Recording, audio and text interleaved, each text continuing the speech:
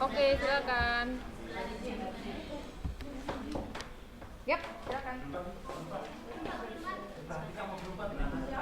Benar, 24? Ya, monggo.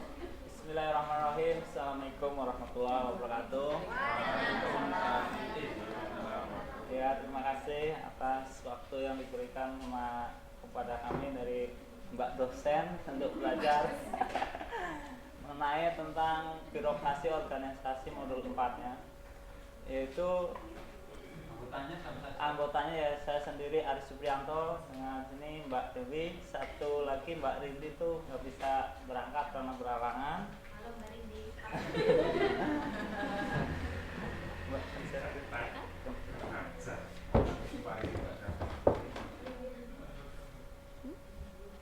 Nomor 2. Iya.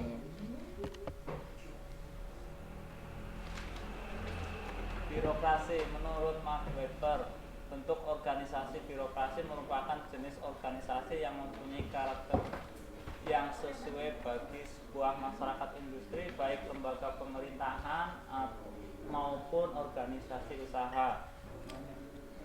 Lanjut, nomor 3.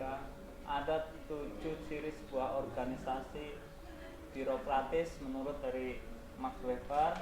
Yang pertama, Bailey Weber, boleh ya, adanya peraturan pengorganisasi fungsi-fungsi resmi yang saling terkait oleh berbagai jenis aturan sehingga menjadi suatu kesatuan yang utuh. Yang kedua, adanya pembagian kerja yang jelas dalam organisasi. Yang ketiga, adanya pengorganisasian menurut prinsip hierarki. Yang keempat, adanya sistem penerimaan dan penempatan karyawan yang didasarkan pada kemampuan teknis. Terus yang kelima, adanya pemisahan antara pemilik alat produksi maupun administrasi dari kepemimpinan organisasi. Yang keenam, adanya objektivitas dalam melaksanakan tugas berkaitan dengan suatu jabatan dalam organisasi. Dan yang Nanti mulai dari 1. ketujuh, kegiatan administratif, keputusan peraturan-peraturan dalam organisasi selalu dalam bentuk yang tertulis. Lanjut Mbak Nido, bawah. Next. Next aja Mbak. Jangan balik. Iya, ini enggak. Iya. Enter. Otoritas dalam organisasi di sini ada 3. Yang pertama, otoritas rasional legal.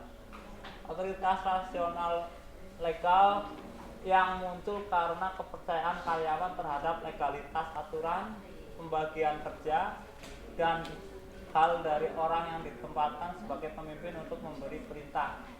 Terus yang kedua, otoritas tradisional. Otoritas ini muncul karena kepercayaan orang terhadap tradisi, termasuk status seseorang karena tradisi mempunyai hak memerintah. Yang ketiga, otoritas karismatik.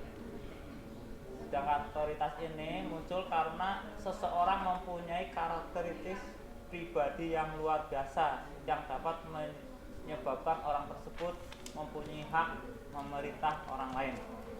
Next.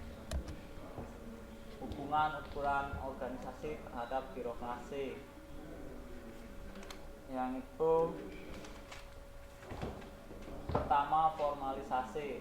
Ya, organisasi lebih bersifat normal. Situ ada penggunaan dokumen, peraturan-peraturan, terus prosedur semua dalam bentuk yang tertulis. Terus ada sentralisasi, menunjukkan tingkat yang diberi wewenang untuk mengambil keputusan kepada bawahannya agar bertindak sesuai dengan cara yang disetujui oleh organisasi secara keseluruhan. Terus selanjutnya yang C, kompleksitas. Itu organisasi mencakup kompleksitas vertikal yang menunjukkan jumlah tingkat dalam organisasi, dan kompleks horizontal yang menunjukkan banyaknya bagian dalam organisasi. Yang D di situ rasional administratif, organisasi membandingkan jumlah kelompok pimpinan terhadap seluruh anggota organisasi. Next. birokrasi.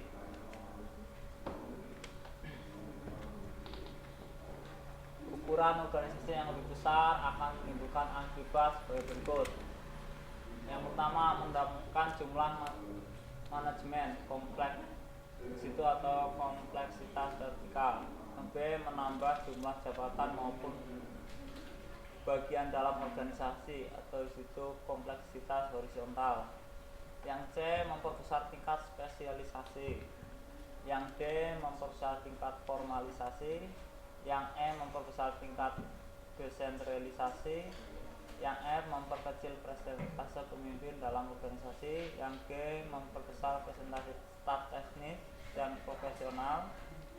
Yang H, memperbesar presentasi karyawan pemeliharaan maupun pegawai biasa. Yang I, memperbesar jumlah komunikasi tertulis dan dokumentasi lainnya. Lanjut. Di situ pertumbuhan organisasi dan birokrasi.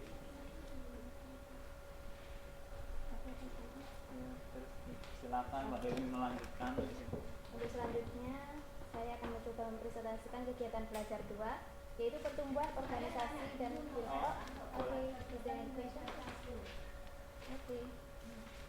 Apa yang terjadi seandainya otoritas pimpinan tidak cukup besar diganti dengan otoritas bawahannya? Can you repeat again, please? Maaf diulang boleh. Apa yang akan terjadi andai kata otoritas pimpinan tidak cukup besar diganti dengan otoritas bawahannya? Otoritas pimpinan tidak bisa.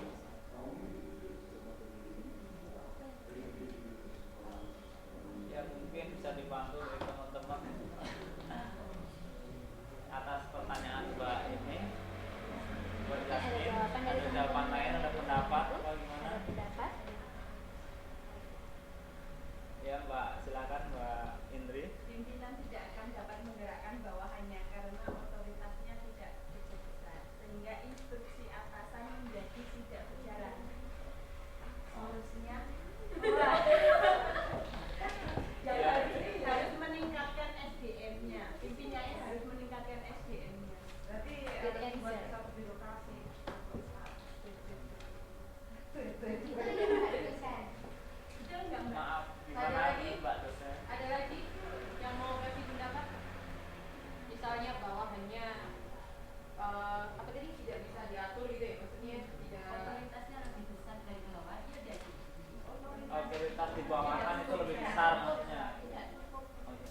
Sebagaimana yang dijelaskan dalam buku mengatakan bahwa seperti yang dikatakan seperti Mbak itu tadi, bahwasanya ketika pimpinan tidak cukup besar, otoritas pimpinan tidak cukup besar dibanding otoritas bawahannya, maka pimpinan tidak akan dapat menggerakkan bawahannya karena otoritasnya tidak cukup besar, sehingga instruksi atasan menjadi tidak berjalan. Jadi dalam hal ini mungkin pimpinan tidak bisa Kompetensinya iya, kurang. kompeten dia tidak memiliki kemampuan yang mencukupi intine ngono. iya, sendiri ngono untuk mempercepat